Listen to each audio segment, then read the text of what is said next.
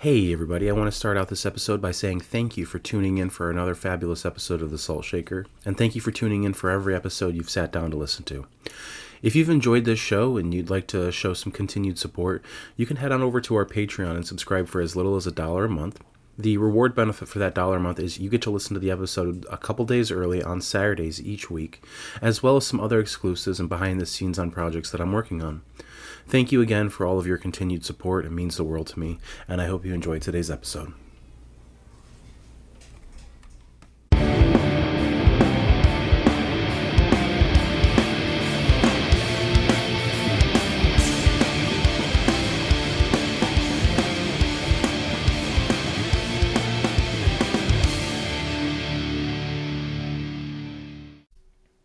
Hey everybody, welcome back to another episode of The Salt Shaker. Today I am joined by, I don't know how else to put him, but like one of the best and kindest people I know out there.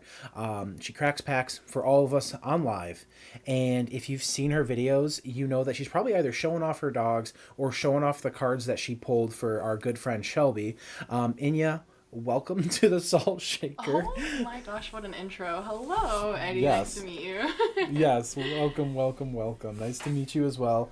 I'm so glad that I was finally able to get you on. So, Me too. what I normally like to do with my guests when I bring them on for the first time is I like to get a little bit of back history into their magic, like their magic life and everything. So, when did you start first playing Magic, and Oof. where are you at now?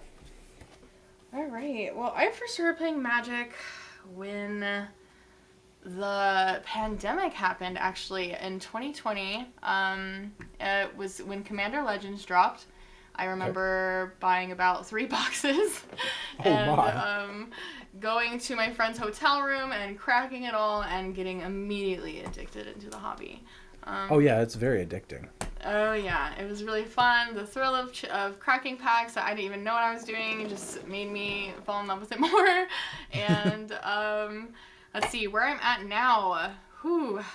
Looking back at where I was and looking at now, it is insane to even think I would be here. But man, what are we at? We're on Aether Drift. Almost almost Dragonstorm time. Like I am ready. I am ready for everything new that's coming in 2025, and I'm excited to see all the spoilers that come out, and I'm just pumped. I think one of the things I'm most excited for, and I know my 3-year-old's excited for it too because she absolutely loves Spider-Man, is the Spider-Man set. Now, she's only 3, so she can't play. But I'm definitely gonna get like a couple extra of like the bundles and stuff like that. So when she's older, we can go back and like open them together. Oh my and then gosh! I'll be Like you're gonna keep them sealed? Oh, I'm gonna keep them sealed just for her. Yeah. That is amazing. I love that idea. She told us she wants to be Spider-Man this Halloween coming up, and she wants to do a Spider-Man birthday, and everything is Spider-Man right now. The Spidey and Friends show is going all the time in our house because she just loves Spider-Man. And she tries to jump off all the furniture. As a true Spider-Man fan should. Absolutely. So, you got in with Commander Legends. So, was it like was it from your stimulus? I can't even talk right now. Your stimulus check, was that how you bought those Commander Legends? You know what? I am not gonna lie. Heck yes, it was. I went in. I remember getting that stimulus check and actually going in with some Battle Bond, a box of Battle Bond one time. Wow. Yeah, I was like, let's do it. This is fun. Let's just go crazy. Let's just go crazy. I remember I pulled a doubling season when it was like super crazy, when there was like no reprints of it, and it was it was so fun. But yeah, it was exactly that. I was chasing the Jeweled Lotus for so long, and I never pulled it. I literally got my first copy like 4 months ago. Oh, so you got your first copy post-ban. Yes, I did. Oh, man. I wound up buying one, right? And I had one for the longest time because people were like, oh, Jeweled Lotus, it's a commander card. You need it for all of your decks. And I was like, well, it's like a $120 card, so I'll buy one copy. And then I'll just kind of float it around as I'm playing. And then I traded mine in 2 weeks before the ban happened. Ooh. Like, I don't know if it was premonition or like You were foreseeing everything. I was foreseeing it, and then boom. And if anybody's listening to this episode, you know I kind of have a knack for that because I called the Avatar set like 3 months before they even announced it. Oh So my goodness! You had like a hunch that it was gonna be in like the same area, right? I did, yeah. That's Yeah. good. That was when I heard that I was like, no way, let's go. I was like, that is going to be absolutely bonkers. So let me ask you this. So okay, so let's get back to your thing first. I'm so sorry. Right. I No, you're totally fine. I ramble a lot. That's So fine. I will ramble with you. wonderful. So you went in on Battle Bond. You got some Commander Legends. You went crazy with your Stimmy check, and 4 years later, 5. Oh my God, 5 years later. I know. Jesus. Oh my God. We are folks, when we're at the date of this recording, we are 14 days away from the lockdown anniversary of March 15th. I just need you to know that. Oh my gosh. Holy 14 days from crap. now, it'll have been 5 whole years since the world stopped for 2 weeks because nobody could fucking just stop going outside for a couple weeks. What a wild ride. Oh my gosh. Oh, it really was. But, so we're here. We're alive now. I mean, the world kind of fell apart and we're still suffering from that. But we are now, at this point, what do you primarily play? Are you playing Standard, Modern, Legacy, Vintage, Commander? Commander, baby. Commander. That's the all day answer. long. That's the answer, everybody. 100 So who's your card favorite? format. My favorite commander? Oh, yeah. Oh man, it has to be my boy. If you know me, you know me. Kenrith the Return King. Oh, okay. So we're just saying off nasty stuff. Okay, I see how it is. So Kenrith's definitely a choice. Love that for me. Absolutely. It's okay. For the longest, so my favorite commander, but she sits and collects dust on the shelf because I know what she does and I'm about that life, but it's Turgid. Turgid. Oh Yes. my gosh. Yes. If anybody's listening, you all know that that's my favorite commander is Turgid. And that deck is worth a pretty penny, and it sits on the shelf collecting dust because nobody wants to play me when I'm in a Turgid mood. You know? Right. 'Cause- It takes a special mood to get you in there, and then once you're in there, it's hard. It's hard to deal Right. with. it's like, you know what? I'm not having the best week. I'm gonna go play some toxic games and be as toxic as possible, and Right. ruin the night for everybody else. My favorite. Hey, wait. I'm sorry. Go Go ahead. ahead. No. Go ahead. Say what you're saying. I was just gonna say, but hey, I'm not being toxic. My Kenrith is group hug, guys. Come on. Yes, group hug has never done anything wrong. I just want to put that out there, everybody. So, my favorite right now, aside from my Glarb CEDH deck, has Ooh. got to be my Loot the Key to Everything deck. Ooh. Okay. Because I was playing it. I went to the LGS last night. I called in sick. I'm using air quotes here, everybody, for those of you that can't see that. And I went and played at the LGS, I heard it. I had a 16-minute turn where I still didn't win because the deck just does crazy shenanigans where I can just dump my whole deck out, put it back in the deck, exile. It's just a crazy fun deck, and it's super budgeted. And somebody was like, Eddie, you really need to put some better win cons in that deck. And I'm like, you don't want me to put better win cons in this deck. Because if I put better win cons in this deck, you're going to lose faster. Exactly. And the guy got upset, grabbed his stuff, and left for the night because Oh this my is gosh. bullshit. I'm not playing against somebody who's playing a CEDH deck. Buddy, that Loot the Key to Everything deck is $60 and has a bunch of tapped lands in it and no I know, Soul did it- Ring. Did it run any fast mana? No, it runs an Arcane Signet, a Felwar Stone, and a Commander Sphere. Ooh, watch out. CEDH, everybody. CEDH. Only because I had a 16-minute turn where the engine just didn't turn off. And it okay. it resulted in me having one card left in my deck. That was So it. you popped off and he... I popped off and I still didn't win, so he was like, man, this is bullshit. I'm like, okay, dude, I exiled all my good stuff. Like, I exiled my Maelstrom Wanderer, my Atali Primal Conqueror, my normal Atali. Like, I exiled all my other my good stuff that I couldn't even play. And I'm just like, well, I'm dead on my turn, so. Yeah. Oh, man. But, so you're playing Kenrith. Is that your, so that's your favorite. So what's your, That like, is my favorite. meanest commander you got right now? Oh my gosh, I was trying to think of that because I felt like you were gonna ask me that question. I love asking people who their meanest is because everybody's got like their own like how mean can I make something commander.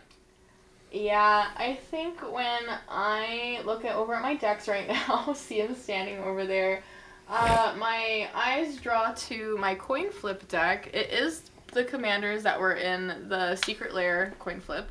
So Okay. it's Zinderspilt and I don't know how to say it, Aquan. I always say I have a hard time saying that. I thought like I always say Okoyo like from like Black Panther, but I know that's not right. But like Right. I said that like people are like, oh yeah, or sometimes I'll just say Zinder Split and they're like, oh yeah. I'm like, okay, yeah, perfect. Yeah, right. Well, I built them, and they're actually my first Izzet deck that I made, and oh my gosh, just the amount of interaction I run in there, even like recurring Quirk's Thumb and getting it like where I need it, and like just always having an answer for everything, and then hitting you with 16,000 commander damage also feels super good. Oh, it feels great. But yeah, it's really fun. The coin flip deck, I make it to where, I just keep flipping, and then all of a sudden, his power and toughness is up into the thousands, and I try to hit everyone all at once with that, whether it's like with Fling, or Kedis, or some other shenanigans, right? Correct, yeah. Something that's just like, boom, boom, let's go. Get them all out in one go. Because that's what I like doing. I don't choose to take someone out unless I can take everybody out. It's fair. Mm-hmm. That is fair. I've played against that specific deck from the Secret Lair, right? Mm-hmm. In a pre-con tournament. Because they were like, well, it's a pre-constructed deck from Wizards, right? It's pre-constructed from Wizards, so it's got to be a pre-con, right? And I'm just like, man, that's a tricky line to start walking, you know? That's a reach, maybe. I mean, you are not wrong.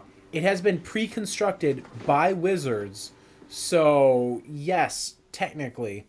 But it is not at that pre-con power level. You know, it's like somebody saying like, oh yeah, I'm going to play the 20 Ways to Win deck, which I didn't think was very good, everybody. But it did have some very beautiful art cards in there. But like the Zinder Split and Okun one, that is not pre-con level at all. Yeah, that goes pretty hard. I don't even know what the exact deck list is. I built mine off just the two commanders and just going right into it. But there's a lot of similar cards I do see that I'm picking up that I'm like, oh, that is the art from the deck, you know. Right. Okay. Yeah. So I'm like, oh, okay. So I'm not really sure what the actual deck list is, but I've heard it's pretty mean.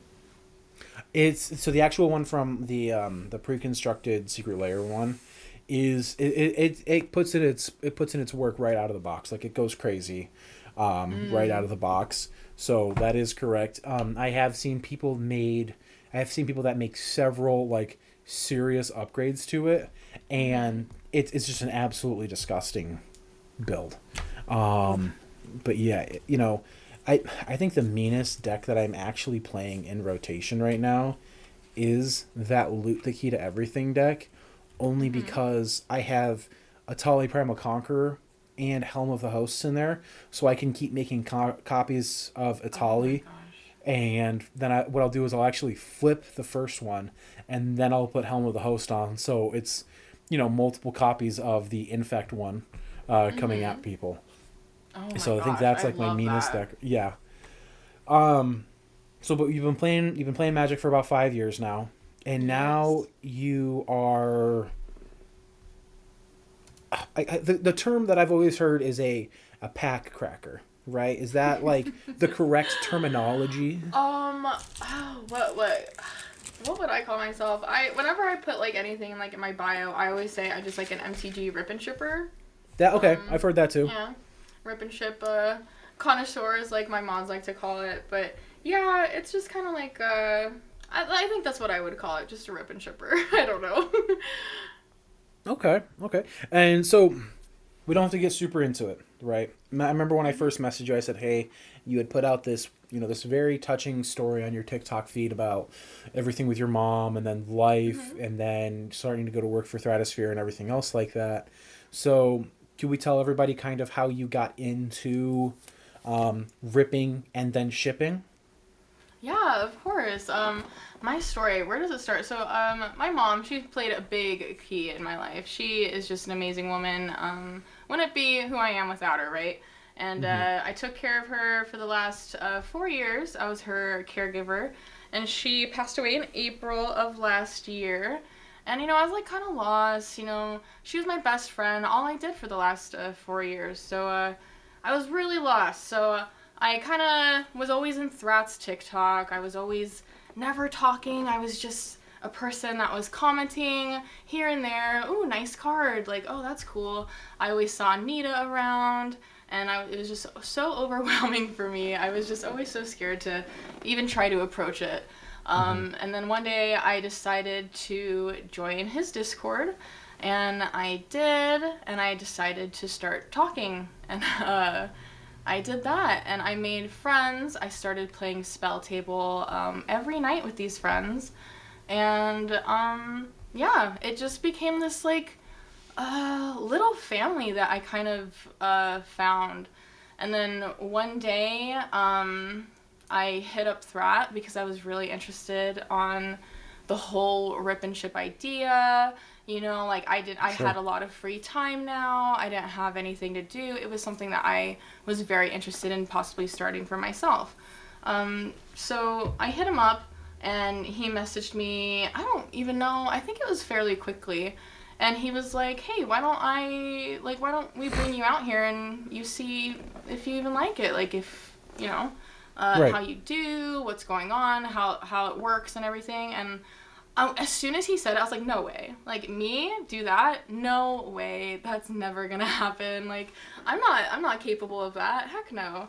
And I remember even like telling my friends like, that's crazy. And I went in his live again, and he made like a slight comment that was like, oh, I don't know, someone's in the chat that might be one of our new rip and shippers. And I was like, oh my gosh, like, no way, like, I can't even imagine.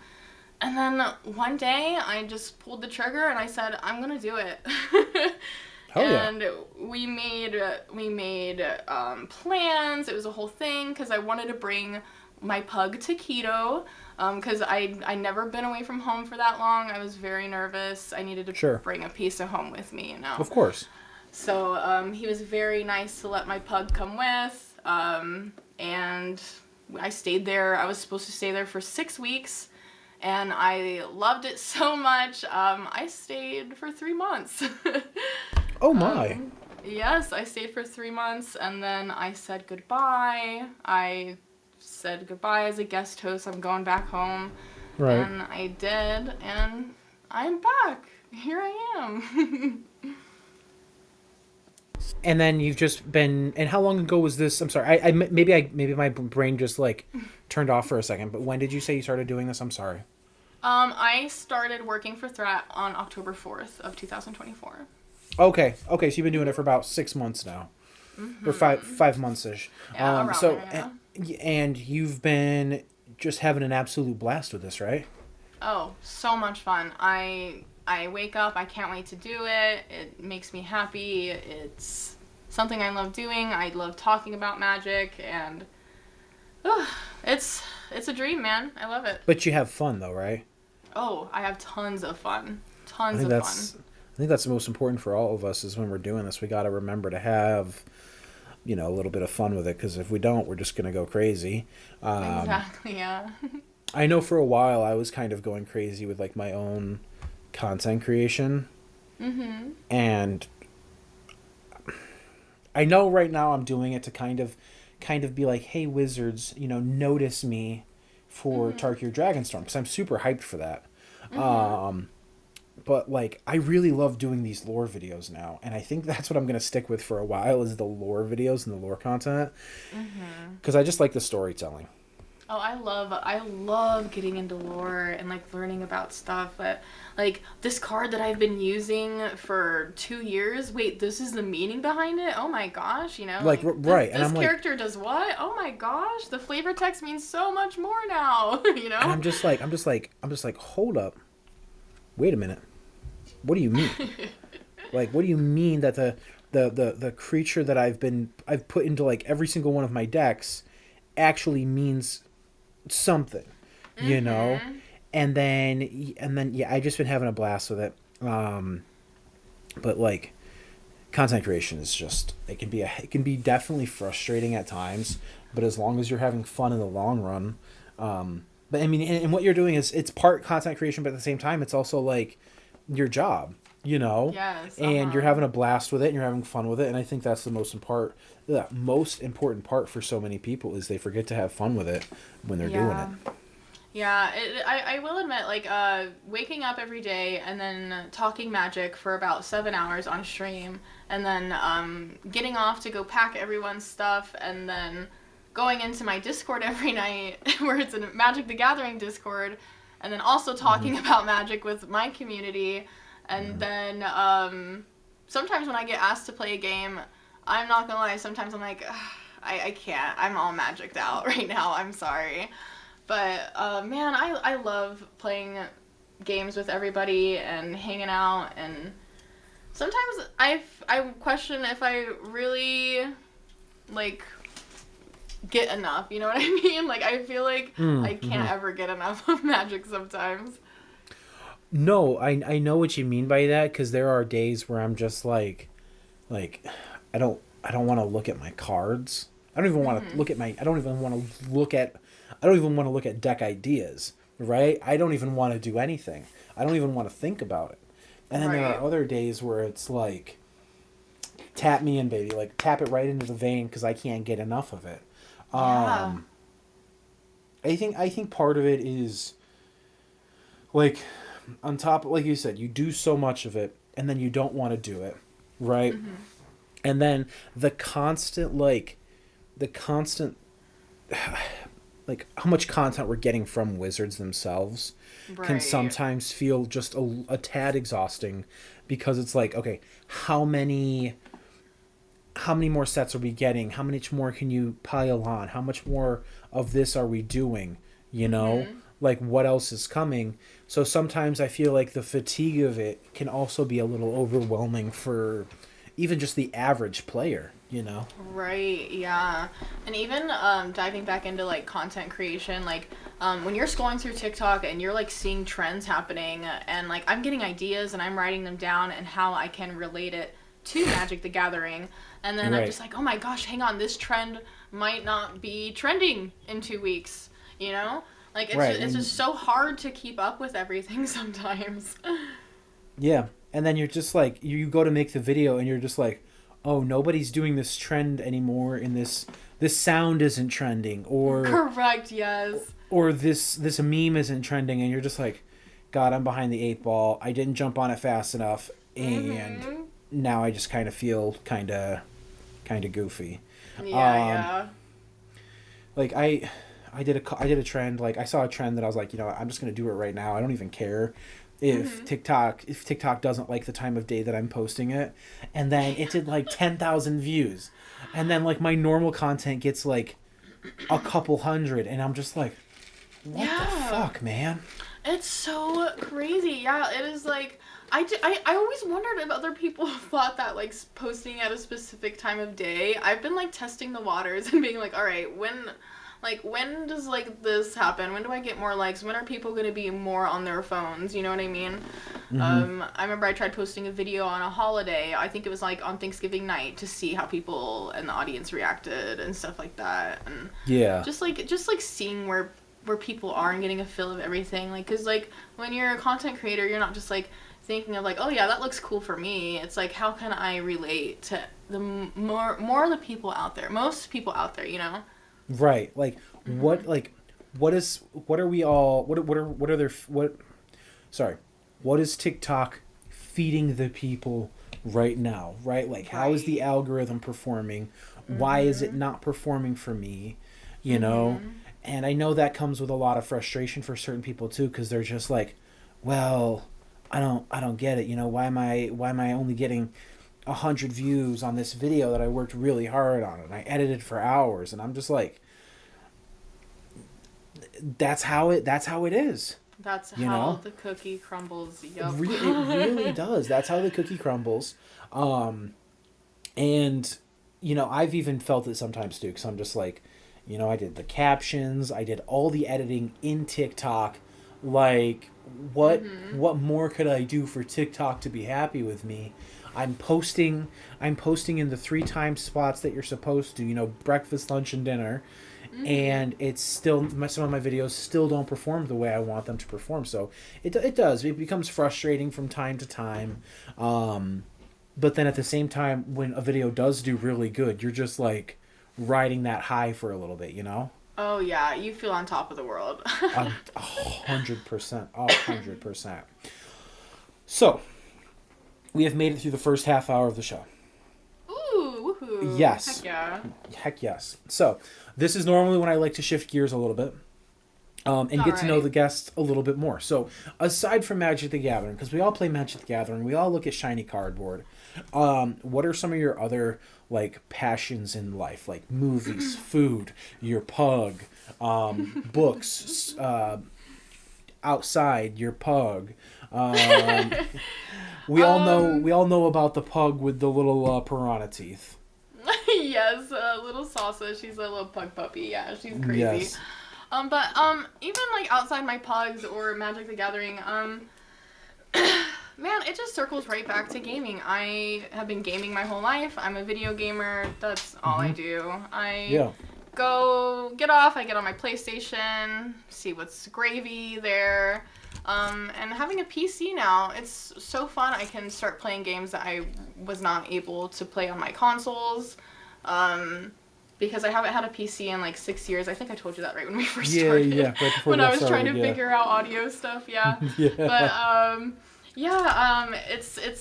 it's a little weird. I do kind of feel less tech savvy than I was, you know, because I've just kind of been using a laptop and then stuff like that for like school all that stuff. But having a PC, I'm getting back into PC gaming, and I picked up a couple games. Okay. One being I'm sorry. No, I was to say, what were they? I'm sorry. No, Oh, go you're ahead. good. One being Dead by Daylight. It's a how do I say this? It's a love-hate relationship, me and Dead by Daylight. For those of you who don't know, it's a horror game where you play, there's 4 survivors and then there's 1 killer, and it's a killer that is, everyone knows. Like, it could be Michael Myers, it could be the Demogorgon from Stranger Things, it can be Ghostface, you know? And you're trying to get away, you're trying to repair these engines and escape the killer from, you know, killing you. Yeah. So it's like a time-based type of thing. You have to make it out in time and stuff like that. It's really fun, but it can get very sweaty, and the community, I'm gonna be honest, is super toxic. But I've heard the toxicity around it is pretty crazy.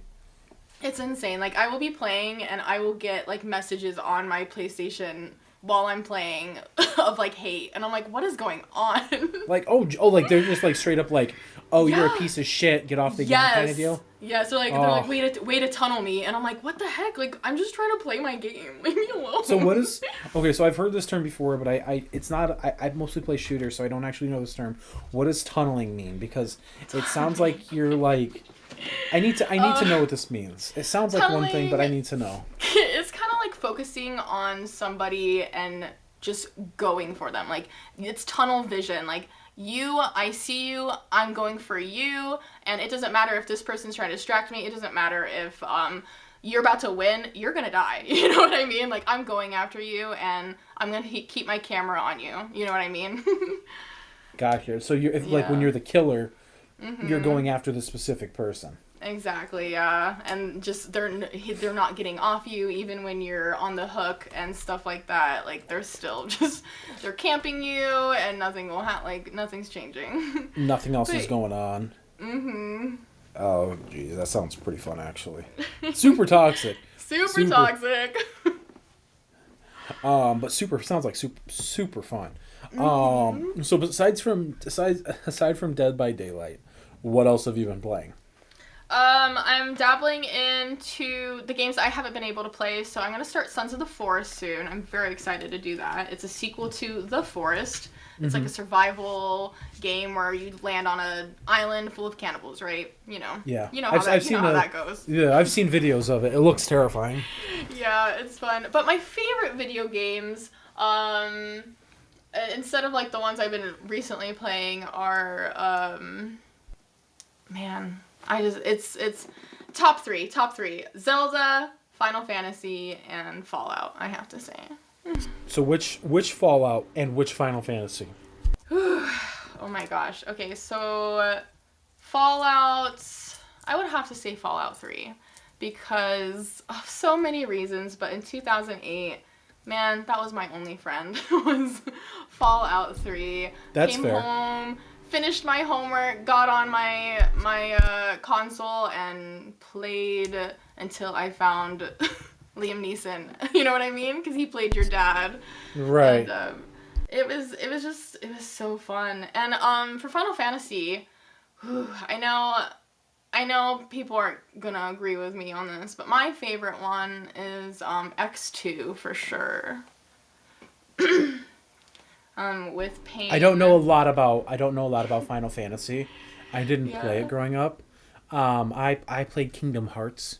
Ooh, That was my venture into Final Fantasy was Kingdom Hearts. But I know people are going absolutely fucking bonkers for Final Fantasy. Oh, For yes. Magic the Magic the Gathering set. So much so that it's can't like sold wait. out. I know. Can you believe that? That's insane. I was like, what do I do? Like, I need stuff.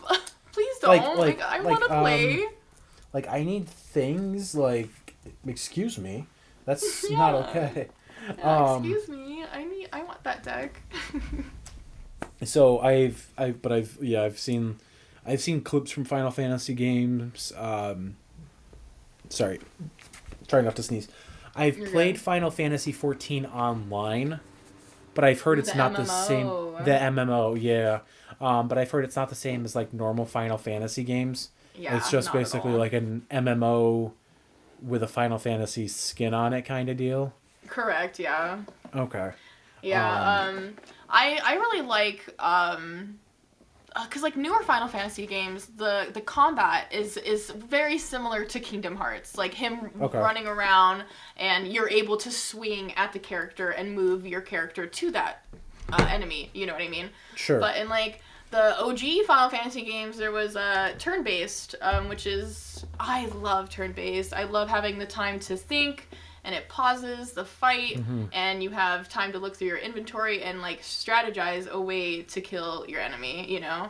And it was just something I really loved. I really wish that they brought it back, especially with the Final Fantasy VII remake happening. But yeah, I mean it's still fun. It's still gorgeous. Final Fantasy is amazing. I'll always keep buying and continuing. But yeah, can't get better than the turn-based, I feel. So the only turn-based games that I ever played were once again the first couple Kingdom Hearts and stuff like that. And then I also played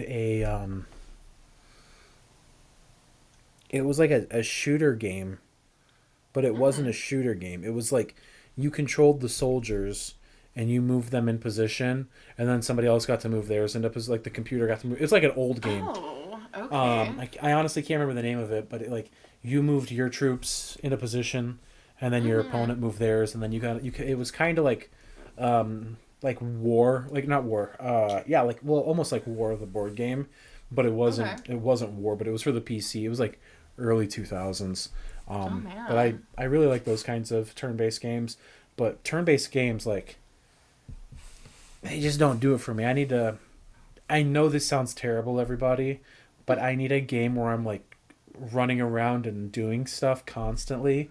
I think it's a little bit to do with the ADHD. Yeah. 100%. So you love the side quests, or do they get too overwhelming for you?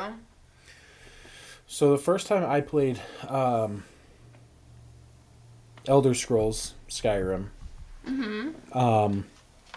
I did every single side quest that I was possibly able to do before I even touched the main story quests. Oh, okay.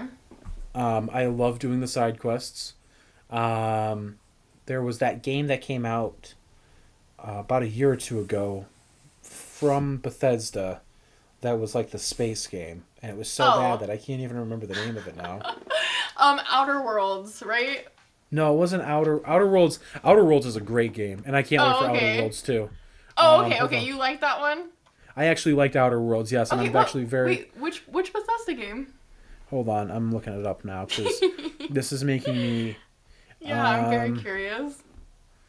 Bethesda games, Starfield. Starfield, okay. Yes. I didn't even touch it. I played Starfield, and I played the whole game all the way through because it was just very appealing to me. The game actually sucked, everybody. I need to put that out there. The game and the story for the game sucked. Like, it was just terrible. But like the space travel, the aliens, the traveling and everything else, that was very appealing to me. But the story sucked. The game sucked. Like, I'm not going to defend that. Yeah. But one of my all-time favorite games is Fallout 4. So much so that like I play it whenever I get a chance. Like, whenever I'm in the mood, I will restart it. And I am always going to side with the Minutemen, everybody. So Brotherhood of Steel can eat shit. No Paladin Dance, no! So, but I do as many of the side quests in these games as possible before I get to the main story, because I feel like, one, it kind of gives you all the tools you need for like a really smooth playthrough of the main story, and then on top of that, sometimes the side quests are far more interesting. Yes, I totally agree. I'm like that kind of player that whenever I get to the boss that I'm like going for, I want it to be as easy as it can be. Like, I'm prepared, I'm ready, I'm kind of like over leveled, you know. But I totally get that. I love side quests so much. I 100% a lot of the video games that I play. The last two video games that I 100% were Zelda Breath of the Wild and Zelda Tears of the Kingdom. I went pretty ham. I found every Korok seed, everything you could do. I did it, and it took me a bit, but you know, when all you was a caregiver, you know, taking care of your mom, like all we did was just play games, me and her. Play games, relax. Yeah. Because she was a gamer too. My whole family were just full of gamers. That's how I was raised. Okay. The last game that I 100%ed, and I know I'm going to catch some flack for this, everybody, was Assassin's Creed Valhalla. Hey, nice. Awesome. So I love that game. I thought the RPG style of it was very nice. I get that it wasn't like an Assassin's game, but like the Vikings and like the story for it, I thought were pretty fun. There are a couple complaints that I have, but once I got to a certain point, I was just like, okay, well, I'm gonna finish the game now, and just go from there. Because like I thought the story for it was good. I like a lot of the Assassin's Creed games. One of the games that I'm playing right now and I'm trying to finish is Ghost of Tsushima. Oh my gosh. Yes. What a game. Where are you? How are you doing? I just got into the second region. Ooh, very nice. Yes. What difficulty are you playing on? What is the max one I can play on first playthrough? I think it's like Ghost or something like that. Okay, so do you do that too? You play on the hardest difficulty? I always play on the hardest difficulty because I feel like it's There the we only way to get a go. challenge anymore. There you go. And then it also allows me to play the game a little bit slower to kind of enjoy it more, you know, if that makes sense. Like I want to be able to enjoy what I'm doing. Get really immersed in like what we're fighting for, you know? Exactly. I totally understand. So, Man, but yeah, so I think oh, go ahead. Oh no, you're good. I don't know what video games are coming out this year that I'm excited about. I haven't even really dived into that. I've just been so like magic infused lately.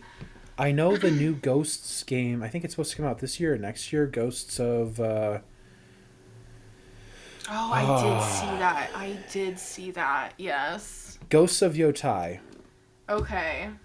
It takes place 329 years later, Oh and my gosh. it is supposed to release by quarter 4. Okay. That's fun. Yes. How many This is times gonna have be- you pet the fox? As often as I can. Good man. Every time I go to one of the shrines and the fox pops up, I pet it. Good. Yes. And I do every ridiculous thing that I can. Every time it says hit this button, I'm just like, okay, whatever. And then it does something ridiculous, like I remember like one of my first shrines that I went to was it was like for the frog or something like that. And like you like interacted with the shrine, and like a whole bunch of frogs just got summoned. It was freaking crazy. Oh my gosh. But I like those kinds of games. But if I'm not playing those kinds of games, I'm playing shooters. Okay, do you play because- Black Ops 6? I don't. I haven't played Call of Duty Oh. in like a long time. I play Hell Let Loose, Okay. which is like a World War II shooter where like it's like hyper realistic almost. Like you don't know how many bullets you have left in your gun. There's no Ooh. there's no health bar. There's no mini map. Is that the one I see people playing where it looks really hard, like even like aiming your gun? Oh yeah, yeah. Oh my gosh, I want to try that. It's it'll give you some video game PTSD because like you'll be running through a field and you don't know where the shot comes from, and then all of a sudden you're dead. Oh my gosh, that's life for that's I mean that's how it would go. You don't have those little markers showing you where the bullets are coming from. Right. It's just and if it's just and you're dead, and that's kind of how Hell Let Loose is. It's pretty gruesome, and the graphics are like really intense. Like the blood and everything is like super intense. Oh my goodness. Yeah. So Do you but like? I'm sorry. no. Go ahead. I'm sorry. I just really like talking about video games. I was gonna say, No, do you I play do any too. battle royales at all? I played Fortnite for a long time. I haven't in a couple of years.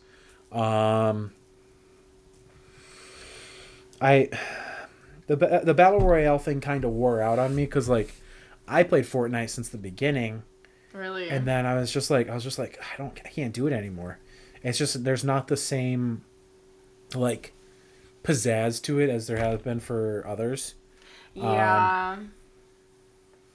Yeah. I don't do I play Call of Duty, but I don't play Warzone. Like if I play a battle royale, I'm gonna go to Apex like and just like start with the battle royale that started it for me. I mean, I did start on Fortnite, but I don't know. I remember running around with Thanos' gauntlet. That was really fun. And it doesn't hit it like Fortnite just doesn't hit the same as it used to, right? Because it's been it's been going on for like 10 years now, so it's just Gosh. I know it's just not what are we doing? right. Why are battle royales still the focus, people? For real. I know Apex is big. Apex is like up there. It's like one of the top 3. But my biggest complaint with Apex is like I loved playing the Titanfall games growing up. Okay. And Titanfall 3 was supposed to be the next big thing. And then they said, "Oh no, here's Apex Legends." And then they've just kind of put Titanfall 3 on the shelf, which Titanfall 3 was a fantastic video game series.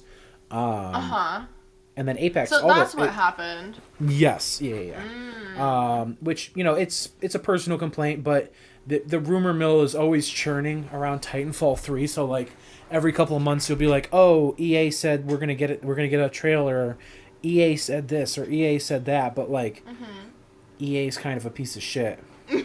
EA Sports. It's in the game. Into the game. I remember playing yeah. backyard baseball when I was a kid, and like you would hear that all the time, or like any video game Oh that my you played when you were a gosh. kid, and it was a sports Yes. game. You got the EA Sports. It's in the game. Yup, I remember doing I had a boxing game, and I remember Okay. my boxer would like run out into the ring. His name was Hot Sauce. He was wearing those red, Oh those my red God. shorts. He had some like red cornrows. I named him Hot Sauce, and I was like, this is my boxer, and I love that game. I don't know why, because like having my dad as a video gamer and my mom, he liked the shooters and the boxing and the cars, and my mom liked storytelling like Final Fantasy and Zelda. I just kind of got Yeah. everything. My parents were never big into. My parents were also like old when they had me. My parents were old too when they had me. No way. Yeah, well, my parents were. My dad was late 30s. My mom was early 40s Okay. when they had me, and I'm the oldest. Mm-hmm. So they weren't into that kind of stuff. They were Oh like, wow, you're the oldest? I'm the oldest. Oh, okay. Yeah. And Yeah, I then, was the youngest. Okay. Yeah, So, all my yeah, I was siblings the- are like 15 years older than me. Oh, geez. Yeah. No, so it's me, and then my sister's a year and a half younger than me. But they were like, your video games. Oh, you got the new Nintendo, and it's like the Xbox 360 or whatever. I'm like, yeah, it's a Nintendo. Yeah, I did. You know, Thanks. Thanks, but no, I mean, growing up, like, I don't know. I had a rough child life. If we want to start playing the world's smallest violin, there. I got you. Yeah, but so video games were kind of like an outlet for me and a distraction. So I was 5 or 6, and my mom came home with a Game Boy Color and a copy of Pokemon Red.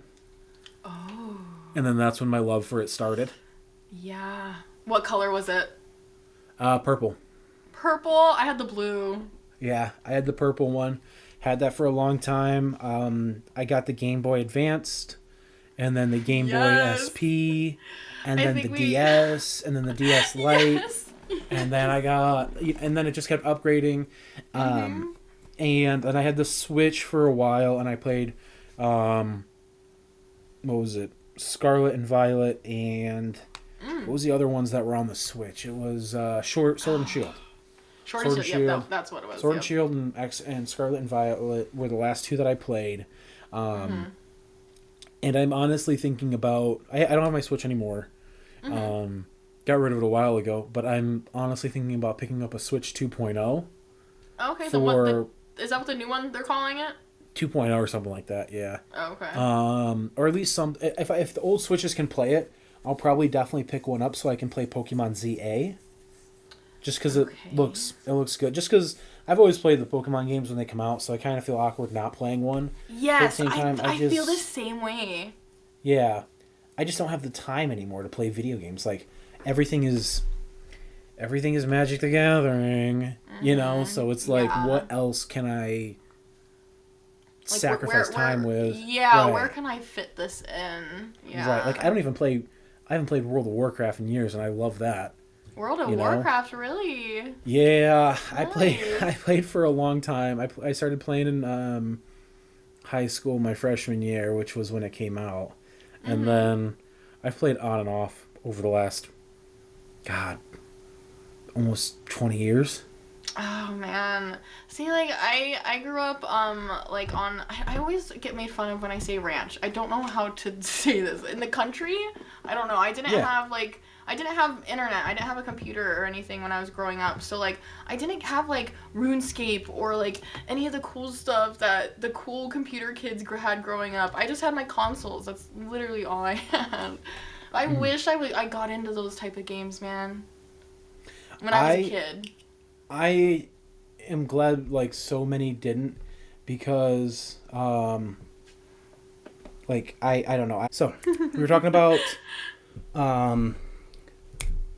video games when you were younger, right? And how I wish I was playing like the online games when I was a kid, and then you were gonna explain how you're glad I didn't or something like that. Yes. So like video games corrupted you like horribly when you were a child. Not just, yeah. I'm not saying like you specifically, but like kids everywhere. Video games, like, they warp your brain so that like you can't function without them, if that makes sense. Yeah. I mean, like, I guess when maybe I don't know actually, like, they just warp your brain to a point where like you just want to keep escaping to it. Yeah, that kind. Okay, Yeah, yeah, that's I kind can of like see a better that. way to put it. Like, I mean, like I said, I didn't always have the best. I didn't have the best childhood, so Oh, I like video see. games were the escape for me. I So see, like when I was yeah. playing them, that was the reality I was in, versus not playing them, and then I had to come back to reality, which was just terrible. If that makes sense. Yeah. Yeah. Yeah. I can see that. Yeah.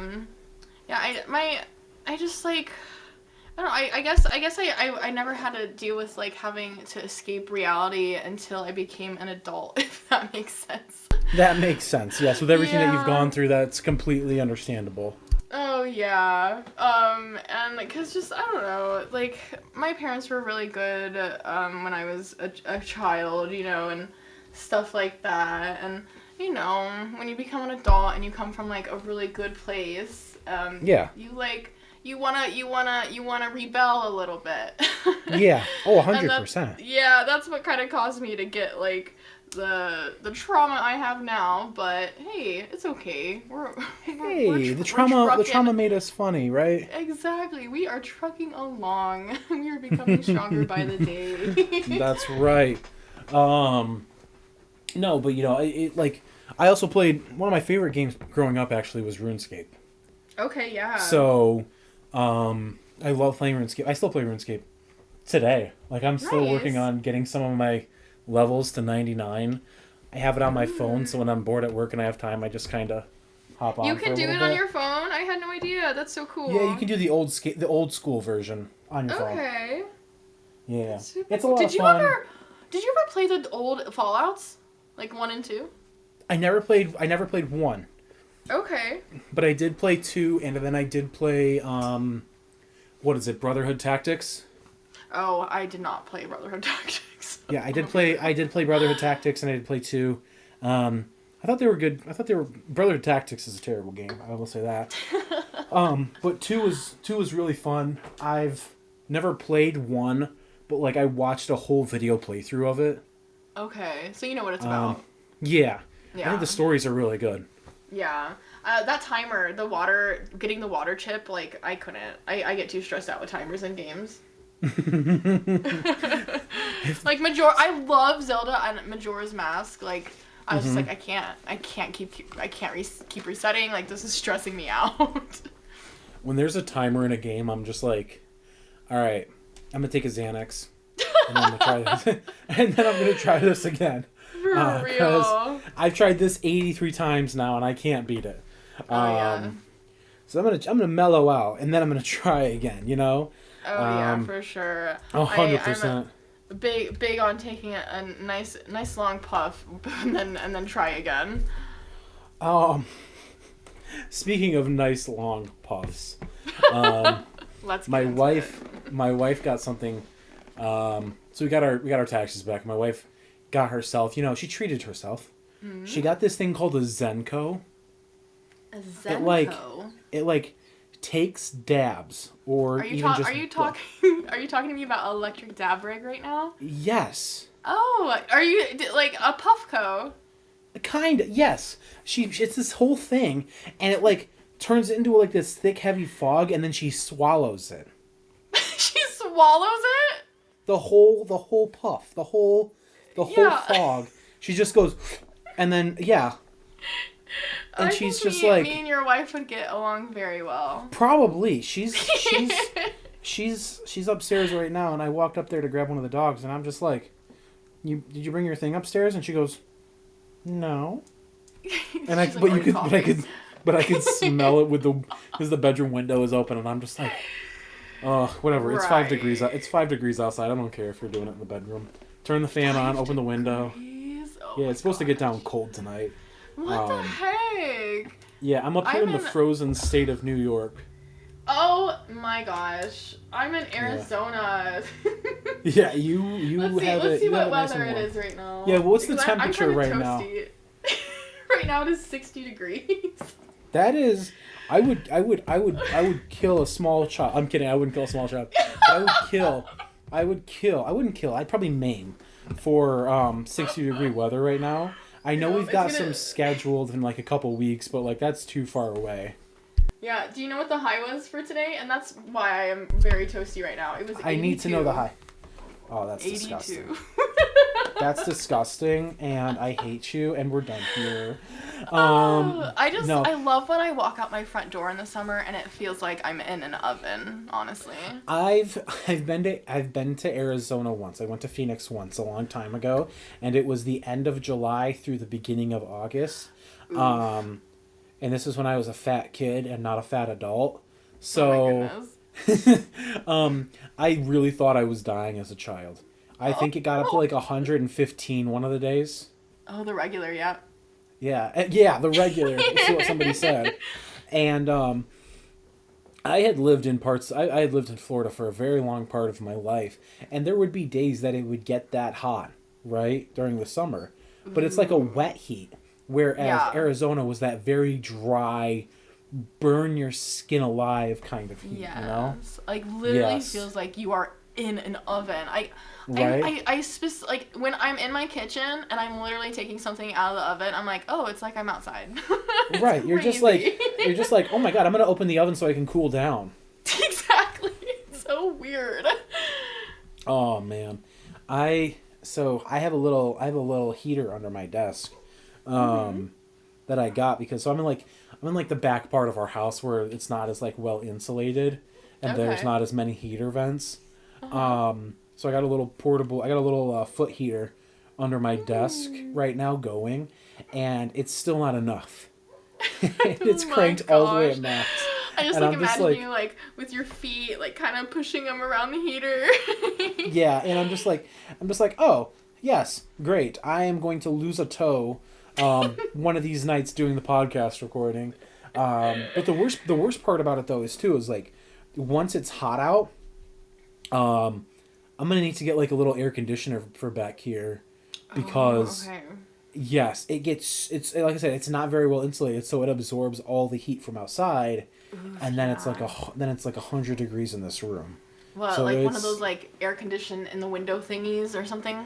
Probably just like one that like sits on the ground and like an oscillating fan kind of deal. Oh, okay, Um, okay. Yeah, because there's only like 2 windows in here and neither of them open. So Oh, I see. Yeah, Yeah. I see. Yeah. Yes. Oh my gosh. AC, yeah. it gets expensive here. Oh, I bet you. I'm like, so when I lived in Florida, like every house was like it came stock with central air. Is that kind of how it is in Arizona? Oh yeah, we all got the goods. Like you need to be strapped. You are. Stay when you are strapped here. or melt is the term Exactly. in Arizona. Stay Yep. strapped or melt. Yeah, like I was like telling my what was it, like my mods the other day when I was hanging out. It rained for probably 5 minutes the other day, and when it rains here where I'm at, everyone stops what they're doing and they will run outside. So it's normal, and we will all just stare at the sky, and we'll be like, "It's raining, yay!" And we all know it's gonna last for about 2 minutes, and then it stops, and then we go back inside. Is oh my god! I was gonna say, have you ever seen the movie Rango? Rango, like with the lizard, With the Johnny lizard, Depp yeah. lizard. The Johnny Yes. Depp lizard. Yes. So it's like that scene when they're like, it's raining, the waters come, the waters come. I'm just like, that's how I imagine people in Arizona these days. Like, it's not getting any better. People with climate change, I'm sure it's just getting worse down there. Oh, I don't even know. I try to just I push through every year, and every time they say record breaking heat, I'm like, yay! You're just like last year was the record breaking heat. Why? Exactly. So we're it's breaking the last same year's record? thing. Every Right. year, it's a record breaking heat. It's like Every literally year. that meme where you're sitting and everything's on fire, and he's like, this is fine. You're just like, this is how I go. Today's the day. This is how I go. I would believe it. I would die from heat. Honestly. So, like, the worst part about it is like, so I work outside year round. Gosh, no thank you. So, yeah. So, like, everybody who knows listens, but I'm sure you don't. So, like, I work for a municipality, and during the winter months, I work nights, and my only job is to be there for snow and ice removal. Okay. So if it's not snowing and there's not ice on the ground, I just take naps at work. Okay. Yeah. I get paid to sleep. During summer, I do full on construction, but like occasionally we'll have to go down and cut some trees up during the winter, or go fill potholes with some patch and stuff like that. But like this winter has been brutal up here, so much so that we ran out of salt at one point, and we were throwing mud on the road. So what I don't know what that means. So like you need salt for ice. I don't know what it's like to be in a cold environment. So I don't know what you need salt for. So you need salt. So salt. Not like the kitchen table salt, but like rock salt. Okay. It melts ice, and what it does is it absorbs water. It absorbs water. It doesn't melt ice. It absorbs water. So it'll pull the water out of the ice, which causes it to melt. However, if it melts the ice and then the temperature drops, all the water then refreezes on the road. Oh shit. Okay. So what we do for our county is we use like a sand salt mix. So then the salt kind of absorbs the water, and then the sand gets into the pockets. So when people drive over it, it breaks up and like goes off to the side of the road. I see. And then sand, if it does refreeze with the sand in there, like in the ice, it has a little bit of grit, so that way it's not like solid ice you're driving on, but there's actually a little bit of traction in it. Okay. Yes, if that makes sense to somebody who is currently living in a furnace. I'm not gonna lie, you lost me a little at the end there, but it's okay. It's okay. It's a northern thing for sure. But I'm all there for it. It's a northern thing for sure. So a big part of it though is just working outside, and some of the temperatures they had us working in this past winter were like 0 degrees, 2 degrees, 5 degrees, oh my gosh. -10 at one point. And it's just like what the fuck, why are we working outside in this temperature?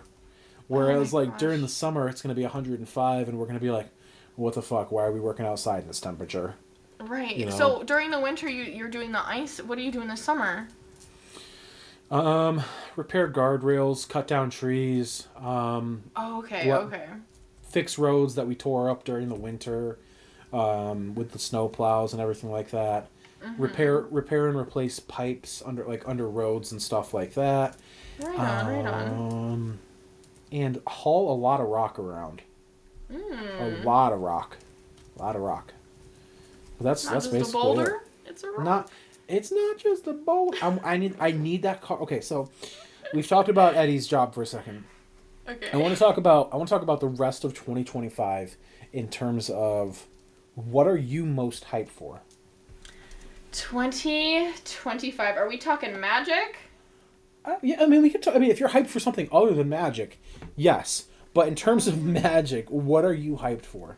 I don't know. I am hyped to see what's happening next. Like, honestly, I don't know what's happening in my life right now. I'm just in it for the ride. I'm trying my best, and you know, my job is what's really like solidifying everything, and like kind of like holding me together, and it's really fun. But let's see, if I would say like what am I most looking forward to in 2025,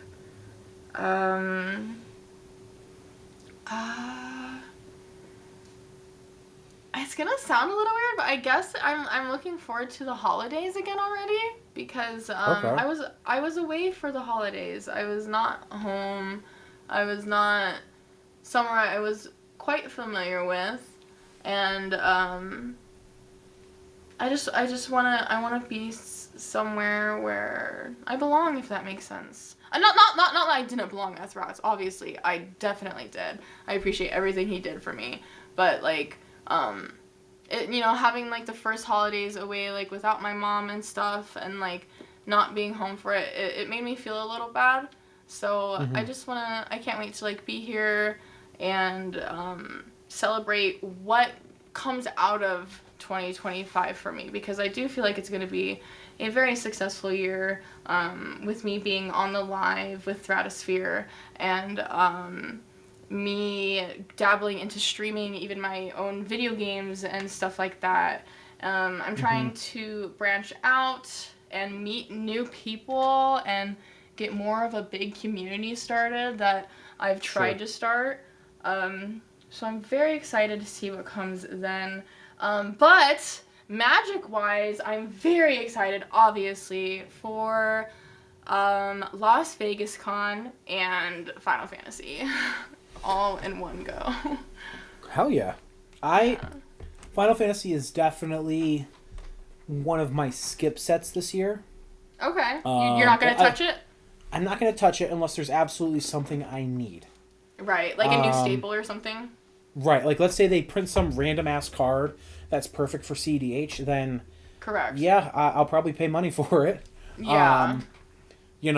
But it's definitely a set that I'm going to skip. I'm very excited for Tarkir Dragonstorm.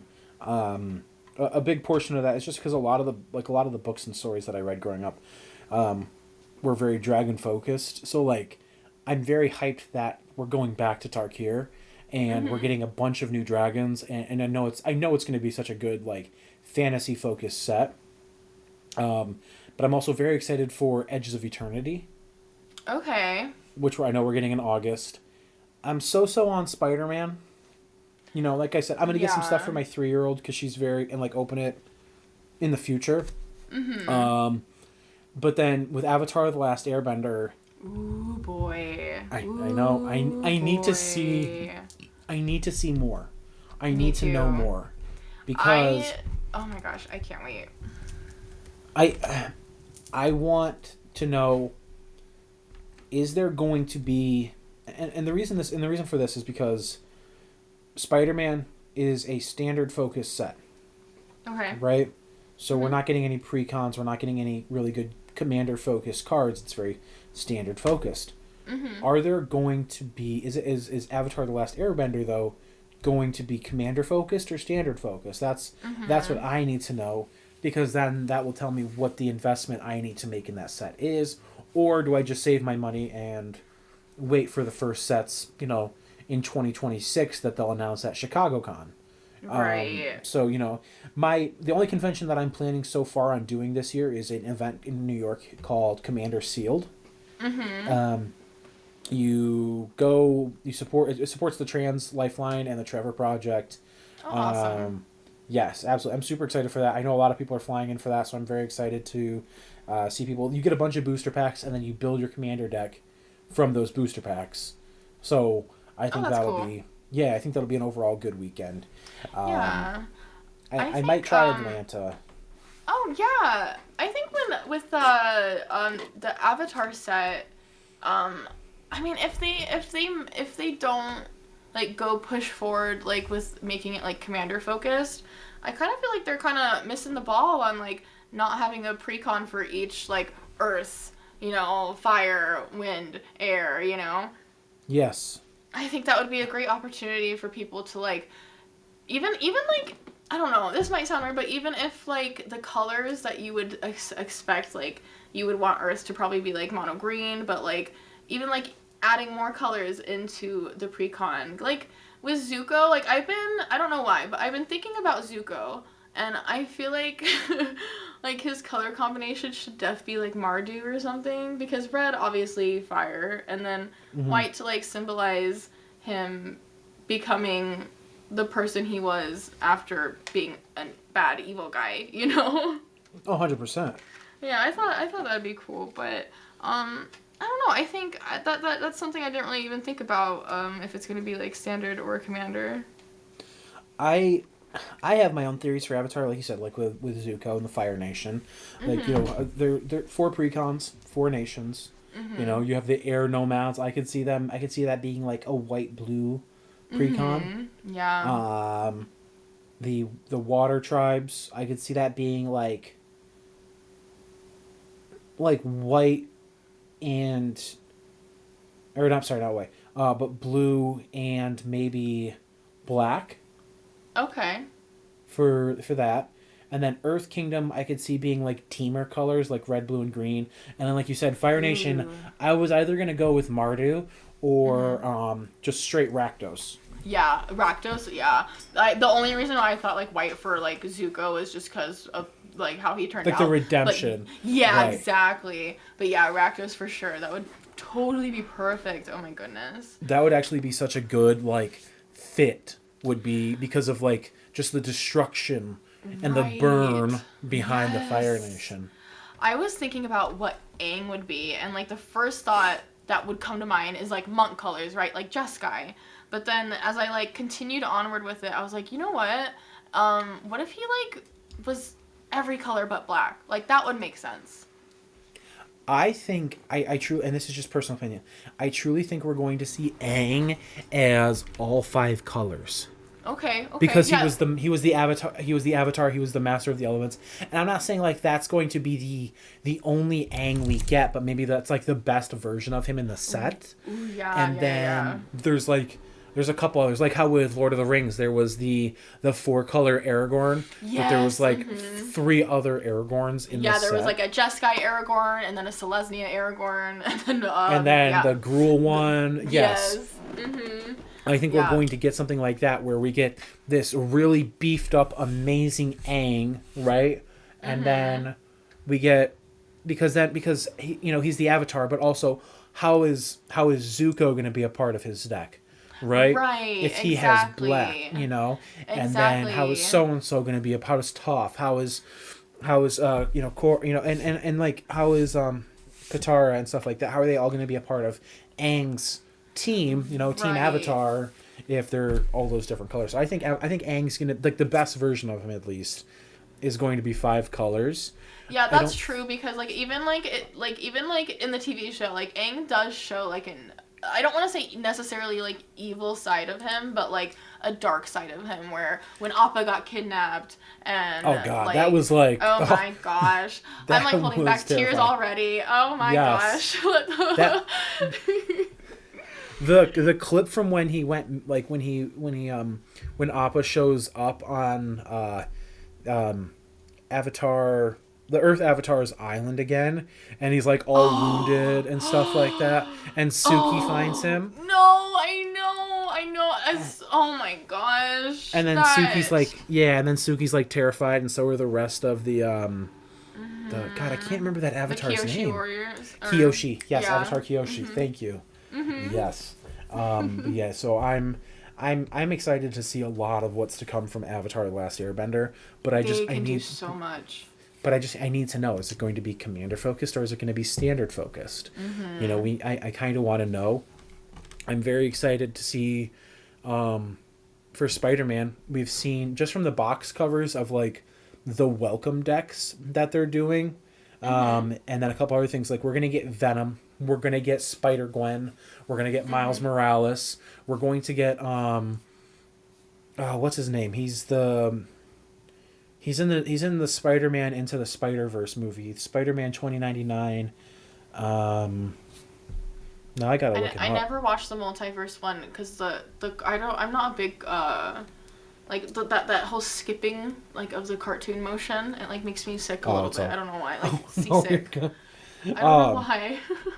Miguel O'Hara. Okay, but it's okay. yes, yeah, but he's played by Oscar Isaac. But it's crazy because like they've shown all these boxes, I should say, not the cars, but they've shown these boxes where it's all of these Spider-Man characters. So how crazy are we going to get? And then here's my concern. So this is set 1 of 5 or 6 that Marvel has planned with Magic the Gathering. Is every Marvel set going forward going to be standard focused with no precons? Are they going to realize that maybe Spider-Man didn't sell as well as it could have because there was no commander support? You know? And then they turn around and say, oh, the next set will be commander focused. Because this is the first Marvel, because like, we obviously got the Secret Lairs, but this is like the first like set coming out from Marvel, right? Yes, this is the first mainline set, not the secret layers. And from what I Yeah. understand, is there's supposed to be 5 or 6 total sets for Wow. for the secret layer, or for not the secret layers, but for Marvel in general. Oh my gosh, this is gonna be very exciting. I think that Spider-Man and of course like introducing like Marvel into MTG and using Spider-Man with the multiverse, I think is going to open a lot of different doors. But yeah, I think this is going to be a good test for them to see where it goes, and hopefully they'll learn the right way from it. So we'll see. So with that being said, at Vegas Con last year in October, Mark Rosewater said, "Hey, we're going to do a split. We're going to do half Universes Beyond each year, half mainline sets." Do you think that's a good idea, or do you think that's like, do you think that's going to upset? I mean, it already has upset a good portion of the player base, but do you think like it was a good idea on Wizards' side to do half and half? To like literally just half of their sets coming out are something that's already been created, a storyline that's already been created. Right, there's no lore behind it. Right. They're just taking the story Oh, from the man. creator.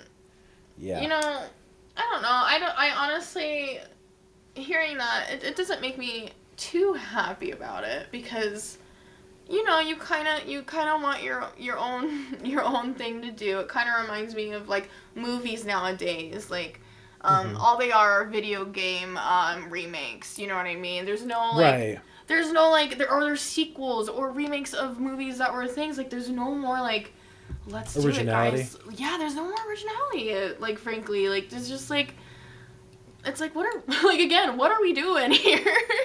Right. So yeah, I can see how that could definitely be annoying and grind some people's gears. And hearing that half and half, like what like how many universes are we gonna dive into? You know what I mean?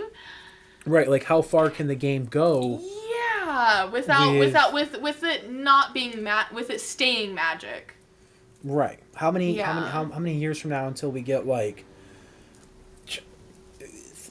the Universes Beyond Serial Killer Edition, Universes Beyond Taylor Swift Edition, Universes Exactly. Beyond Oh my the gosh. Ted Bundy secret layer. Oh my gosh. For real You know, though. how many and that's my only complaint was the half and half, like one major one a year. Sure, because I get it. They want Yes, they I want can see something. They want something to be the level of Lord of the Rings every year, Right. which Final Fantasy sold out. And Final Fantasy doesn't even come out for another 3 months at this point, and Yeah. it sold out faster than Lord of the Rings did. Yeah, that is insane. When I read an article on the numbers or something, and I was like, oh my gosh, okay. Like, this is like damn, somebody's got money.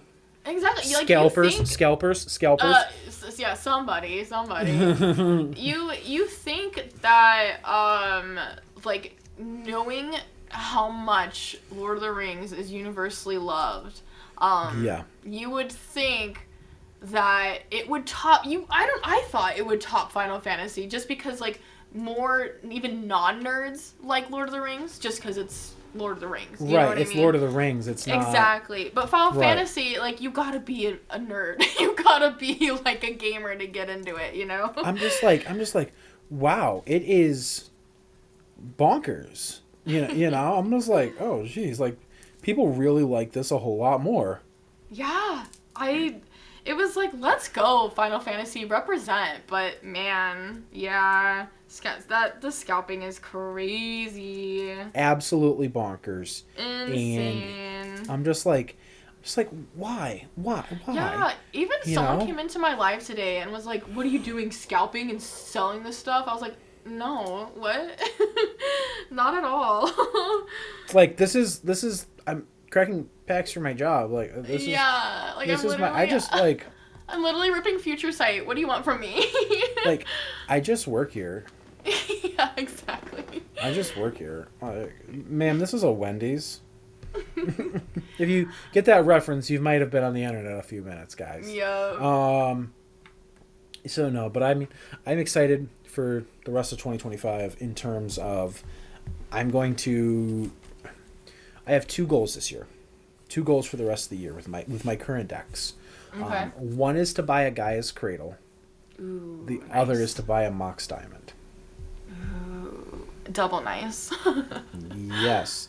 I doubt I'm going to be able to do both of them in the same year, but maybe like Gaia's Cradle this year, Mox Diamond next year at tax time kind of deal, like a treat Yeah, myself. early year, yeah. Right. But like my CDH deck, those are the only 2 cards remaining that aren't real. So Ooh. Who did you already tell me what your CEDH was? Glarb. Okay, Glarb. Glarb. Okay, yeah. Yes. The Sultai, frog. right? Yeah, the bug frog. Yeah, black, blue, green, baby. That's all the colors you need to win, everybody. Come on, come on. Let's say it louder for the people in the back. Black, blue, and green, baby. Them the only colors you need to win. Okay. I think the Sultai deck I have is it's my only Sultai deck is Nine Fingers King, and I literally only made it just because I didn't want to always have strong decks come into the table. Yeah, but That it's is- Nine Fingers Keen. Like, you could absolutely break the shit out of that. Exactly, but I didn't though. I literally kept the only win con is Maze's End, and then I even keep a token on my board when I'm playing that everyone can see how many gates I have. I made it that easy. My buddy, he plays the fuck out of the gates, and he's just like, yeah, I'm gonna go for the Maze's End win, and then he doesn't even go for Maze's End. He'll do some stupid shit like Witherbloom Apprentice and not Culling Ritual, no. Chain of Smog, Chain and of I'm just That like, is dude, so you... crazy that you brought that up, because today in my live, people were telling me about that combo, and I'm not a big I'm gonna win with combo pieces and stuff. Sure. But I looked it up and I was trying to read it, and I was reading it completely wrong because the Chain of Smog, it said target player, and Yes. I was reading it as target opponent. And I was like, what do Yeah. you mean? I was like, how can you win with this? That person is copying it and casting the spell. And then I'm like, oh, you can pick yourself. I'm sorry. You just keep picking yourself. Yeah. And even if you have no cards, even if you have no cards to discard, you still discard, And yeah. it is, so it goes infinite, and you're just like, oh, everybody's dead. Yeah, and I'm like, oh, two mana for each card. I mean, okay, if that's how you want to win. Yeah, four mana to win, and that's Yeah. all you need. That's actually one of the lines I have in my CDH deck. And I won with it. I won the 3rd game I had played last night using that. Turn 2, I was just so turn 1 I played a Witherbloom Apprentice, right? And they're just like, oh, Eddie's gonna go for the win next turn. Better keep some spells up. And then I was in 3rd seat, and seat 1 was Kinnan. Everybody stopped his win. I didn't use any of my interaction. Seat 2 was I don't even remember. It was some obscure commander, and they couldn't do anything. And I knew everybody had spent all of their counter spells, so I was just like, I'm gonna cast Chain of Smog. I didn't even have my commander out. I only had 3 mana up at this point, and I'm just like, I'm playing a land. Oh, I'm gonna tap. I'm gonna cast Chain of Smog. I'm gonna copy it. I'm gonna copy it. I'm gonna copy it. I'm like, can anybody stop this? And they're just like, no. We all tried to stop the Kinnan player. I'm just like, okay, I win. Yeah. I was like, all right, you guys are taking off for the night anyway. I'm gonna go pub stomp some noobs. I know, sometimes it goes to my turn and I'm like, so did you guys want to end this really quick, or do you want to keep playing? I've actually asked that people before. I'm like, hey, can anybody stop me if I go for the win? And Right. I'm only asking so we can shuffle up and go again and get one more game in. Exactly. If nobody can stop me, I will present the win right now, and we'll go for it. And they're like, yeah, if you can present it, we'll just go to the next game. And I'm just like, boop. And they're just like, yeah, let's go to the next game. I'm just like, Yeah. perfect. It's crazy when really early on you're starting, and then it's turn 4 and you're like, oh, I think I can win right now, which is really crazy. But you don't want to sit down and be like, oh, I'm sorry guys, I win. You don't want to be an asshole sitting down at a fucking casual pod and saying that. But then it happens to me sometimes, and I just I'm flat out, I'm just like, hey guys, would you be terribly upset if I can win? Because the thing that I put in my deck that I would hope would happen one day has finally happened.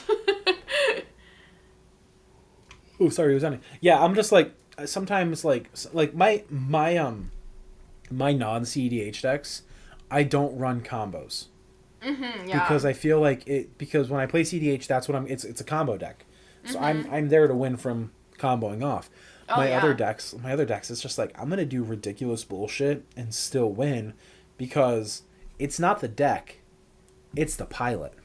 Right. Mm-hmm. And then I get my shit. I get my shit kicked in, and I'm just like, okay, maybe I'm just a shitty. Maybe I just fucking suck at this game. Maybe I'm like really shitty. User error. User error. User error. I didn't get the cards I needed. I would have won if I got this next turn. Any excuse in the book to like put the blame elsewhere. He cheated.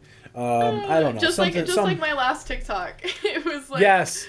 Yeah, when people are like, I would have won if I had this, and this. It's like, yeah, but you didn't though. But you didn't though, and they're just like, well, I could. Well, you did. Yeah, but you. Well, I'm gonna stop you right there. What? No, as soon as people start picking up their top cards, they're like, let's see what I could have had. I check out. I'm like, nope, it didn't happen. Not real. I'm just like, you could have had it. You're absolutely right. You could have had it, but Maybe you you didn't go should've- for the win. Yeah, I did. maybe you should have drawn that card. Not. Maybe you should have drawn it. Maybe you should have had a draw engine there going, buddy. Exactly. Maybe you should. Drawing have got cards there. wins game. If you, it doesn't matter how much mana you have. It right? does. Drawing cards wins you games. You need to keep your hand full. You need interaction, you need a good card draw engine, and you need a win con. If you're not building a win con, your win con can literally be pushing somebody's shit in, right? Just absolutely beating the shit out of them. A But scoop is a win con. a scoop is also a win con. But beating the absolute shit out of somebody with a bunch of little tokens, or making them, you gotta, when you're, oh, I can't get into this right now because I've already done this rant and I can't even post that episode because I got so angry about it. But like, when you're building a deck, you need to have a win con in mind, whether that win con is purely combat based, whether it's shenanigans based, or whether it's having a 45-minute turn where everybody else, and you're not even winning, but it's a 45-minute turn and everybody's like, Jesus Christ, shut the fuck up, I'm going home. You know? Which, Jesus Christ, shut the fuck up, I'm going home, is a win con, everybody. I need you to understand that. Like, getting the person just to leave the LGS because your turn took 45 minutes is a win con. And it's a ridiculous win con, but it's a win con. With that being said, we have made it to the end. We're at the end. Oh my We are God. at the end. Barely noticed. Barely noticed. Time flies by when you're having fun.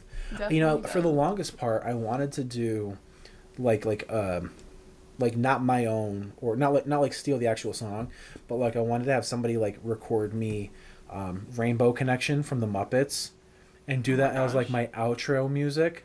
Oh my Like gosh. I just thought it'd be perfect, but like I don't want to get sued by Disney. Right, so yeah, we don't want that. Nobody wants to get sued by We Disney. want you around Eddie MTG. I don't know if I want to be around though. You know what I'm saying? Like, Don't worry. maybe, We'll see. we'll want you around for you. Yeah, we'll want me around for at least the next 6 months. It's the next month. As long as people stay uncontroversial for a whole month, you get to stay a creator. You know, the exactly. controversial ones like B-Dubs who? Oh, fucking burn. Oh man. Anyway, and before we go, because these people have gotten this episode all up in your ears, right? That's actually what the name of the episode is, everybody. All up in your ears. Oh my God. Yes. Love it. Where can everybody find you? You can find Aside me... from as Arizona. Don't come looking for me in Arizona, please. But Yes. you can find me everywhere under my full name. My full name is Inya. It is spelled Inyansa. I am on Discord. Any of the gaming things, any social media is Inya. But other than that, I do run an MTG Discord. I am a part of it every single day. I'm very proud of it.